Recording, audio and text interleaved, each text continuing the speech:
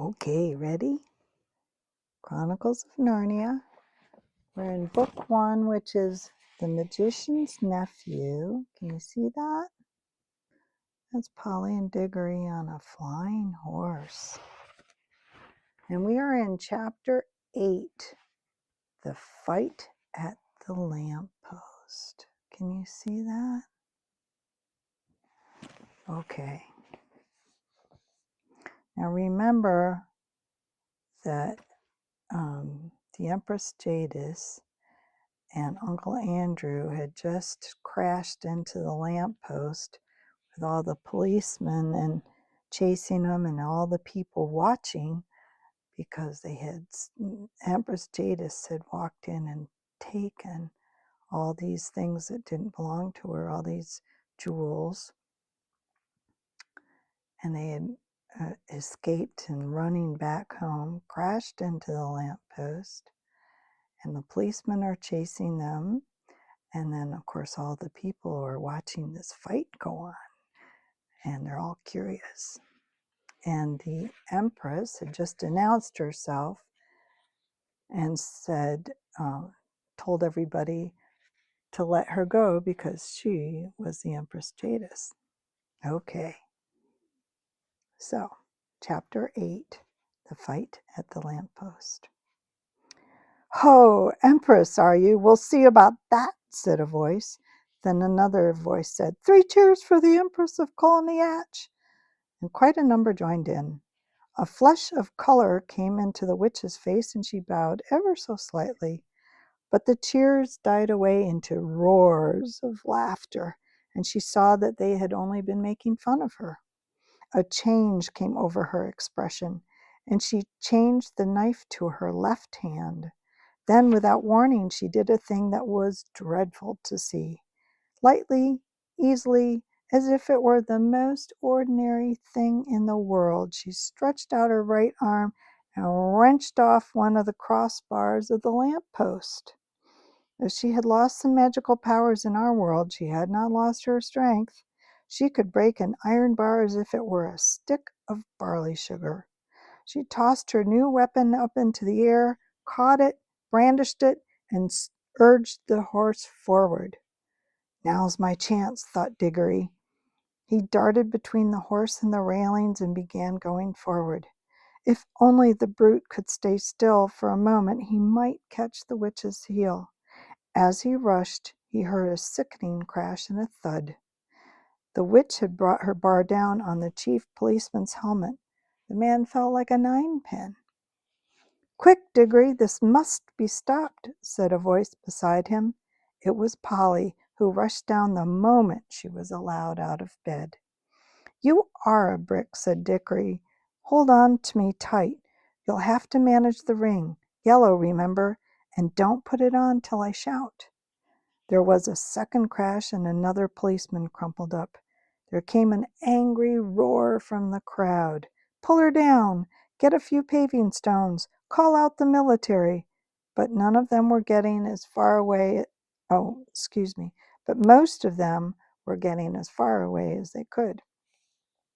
The cabbie, however, obviously the bravest as well as the kindest person present, was keeping close to the horse, dodging this way and that to avoid the bar, but still trying to catch Strawberry's head. The crowd booed and bellowed again. A stone whistled over Digory's head. Then came the voice of the witch, clear like a bell and sounding as if, for once, she was almost happy. "Scum! You shall pay dearly for this when I have conquered your world. Not one stone of your city will be left. I will make it as Charn, as Felinda, as Sorlus, as Bramenden." Digory at last caught her ankle. She kicked back with her heel and hit him in the mouth. In his pain, he lost hold. His lip was cut and his mouth was full of blood. From somewhere very close by came the voice of Uncle Andrew in a sort of trembling scream. "Madam, my dear young lady, for heaven's sake, compose yourself." Digory made a second grab at her heel and was again shaken off. More men were knocked down by the iron bar. He made a third grab, caught the heel, held on like a grim death, and shouted to Polly, "Go!" And then, thank goodness, the angry, frightened voices had vanished. The angry, frightened faces had vanished. The angry, frightened voices were silenced, all except Uncle Andrew's. Close behind Digory in the darkness was a wailing. "Oh, this delirium. Is this the end? I can't bear it. It's not fair. I never meant to be a magician. It's all a misunderstanding. It's all my godmother's fault. I must protest against this. In my state of health, too, a very old Dorsetshire family." Bother, thought Digory. We didn't want to bring him along. My hat, what a picnic. "Are you there, Polly?" "Yes, I'm here. Don't keep on shoving." "I'm not," began Digory, but before he could say anything more, their heads came out into the warm green sunshine of the wood. And as they stepped out of the pool, Polly cried out, "Oh, look! We've brought the old horse with us, too, and Mr. Ketterly, and the cabby. This is a pretty pit. Ugh, this is a pretty kettle of fish." As soon as the witch saw that they were once more in the wood, she turned pale and bent down till her horse touched the mane of, and bent down until her face touched the mane of the horse. You could see that she felt deadly sick. Uncle Andrew was shivering, but Strawberry, the horse, shook his head, gave a cheerful whinny, and seemed to feel better. He became quiet for the first time since Digory had seen him. His ears, which had been laid flat back on his skull, came into their proper position, and the fire went out of his eyes. "That's right, old boy," said the cabby, slapping Strawberry's neck. "That's better. Take it easy." Strawberry did the most natural thing in the world. Being very thirsty, and no wonder, he walked slowly across to the nearest pond and stepped into it to have a drink. Digory was still holding the witch's heel, and Polly was still holding Digory's hand.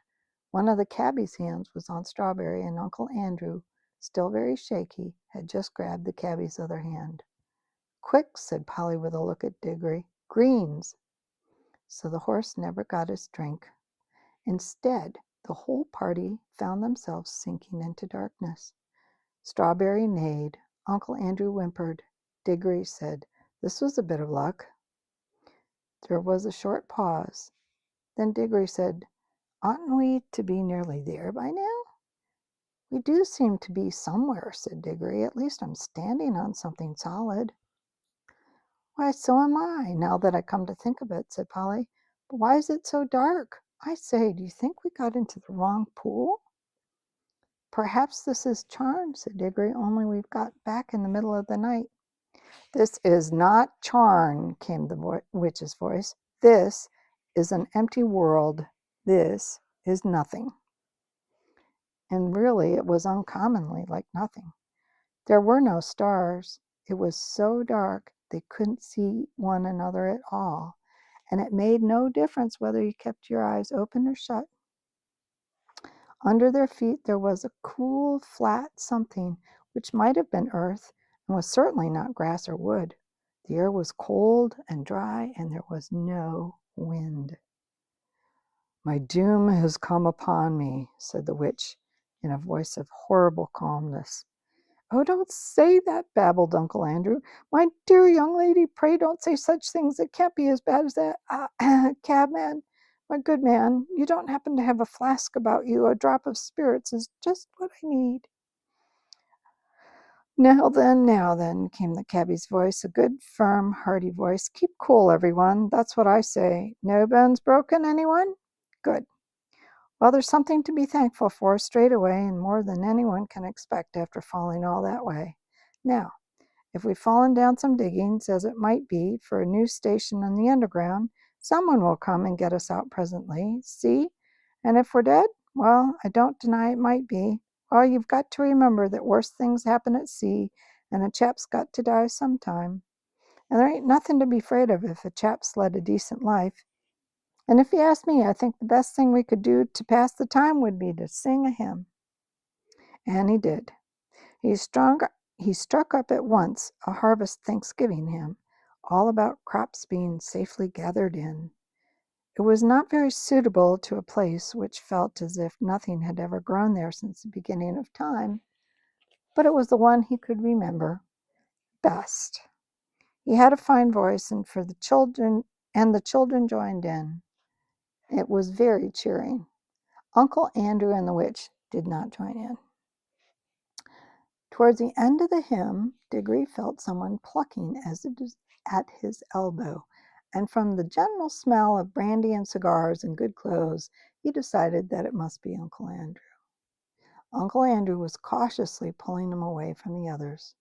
When they had gone a little distance, the old man put his mouth so close to Digory's ear that it tickled, and whispered, "Now, my boy, slip on your ring. Let's be off." But the witch had very good ears. "Fool!" came her voice, and she leapt off the horse. "Have you forgotten that I can hear men's thoughts? Let go the boy. If you attempt treachery, I will take such vengeance upon you as you've never heard of in all the world from the beginning. And," added Digory, "if you think I'm such a mean pig as to go off and leave Polly and the cabby and the horse in a place like this, you're well mistaken." "You are a very naughty and impertinent little boy," said Uncle Andrew. "Hush," said the cabby, and they all listened. In the darkness, something was happening at last. A voice had begun to sing. It was very far away, and Digory found it hard to decide from what direction it was coming. Sometimes it seemed to come from all directions at once. Sometimes he almost thought it was coming out of the earth beneath them. Its lower notes were deep enough to be the voice of the earth itself. There were no words. There was hardly even a tune. But it was, beyond comparison, the most beautiful noise he had ever heard. It was so beautiful he could hardly bear it. The horse seemed to like it too.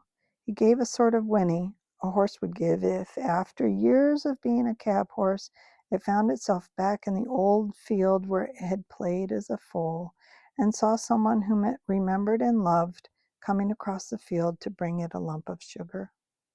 "God," said the cabby, "ain't it lovely?" Then two wonders happened at the same moment. One was that the voice was suddenly joined by the other voices, more voices than you could possibly count. They were in harmony with it, but far higher up the scale, cold, tingling, silvery voices. The second wonder was that the blackness overhead was all at once blazing with stars. They didn't come out gently one by one as they do on a summer evening. One moment there had been nothing but darkness. The next moment 1,000,000 points of light leapt out. Single stars, constellations and planets, brighter and bigger than any in our world. There were no clouds. The new stars and the new voices began at exactly the same time. If you had seen and heard it, as Digory did, you would have felt quite certain that it was the stars themselves that were singing, and that it was the first voice, the deep one, that made them appear and made them sing. "Glory be," said the cabby, "I'd have been a better man all my life if I'd have known there were things like this." The voice on the earth was now louder and more triumphant, but the voice in the sky, after singing loudly with it for a time, began to get fainter, and now something else was happening.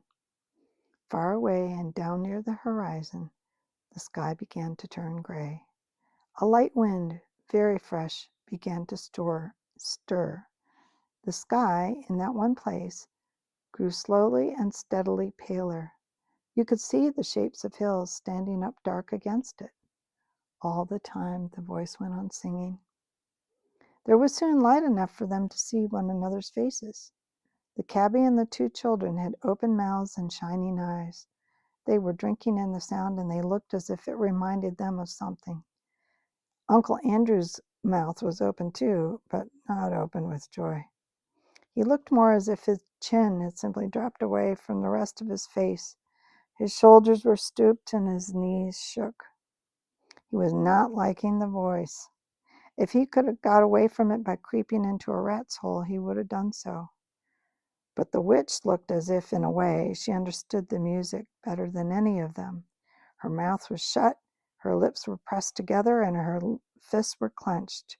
Ever since the song began, she had felt that this whole world was filled with a magic different from hers and stronger. She hated it.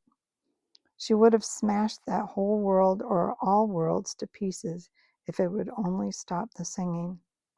The horse stood with its ears well forward and twitching. Every now and then it snorted and stamped the ground. It no longer looked like a tired old cab horse. You could now well believe that its father had been in battles. The eastern sky changed from white to pink and from pink to gold. The voice rose and rose till the air was shaking with it, and just as it swelled to its mightiest and most glorious sound it had yet produced, the sun arose. Digory had never seen such a sun. The sun above the ruins of Charn had looked older than ours. This looked younger. You could imagine that it laughed for joy as it came up, and its beams shot across the land, and the travelers could see for the first time what sort of a place they were in. It was a valley through which a broad, swift river wound its way, flowing eastward towards the sun. Southward there were mountains, northward there were lower hills, but it was a valley of mere earth, rock and water. There was not a tree, not a bush, not a blade of grass to be seen.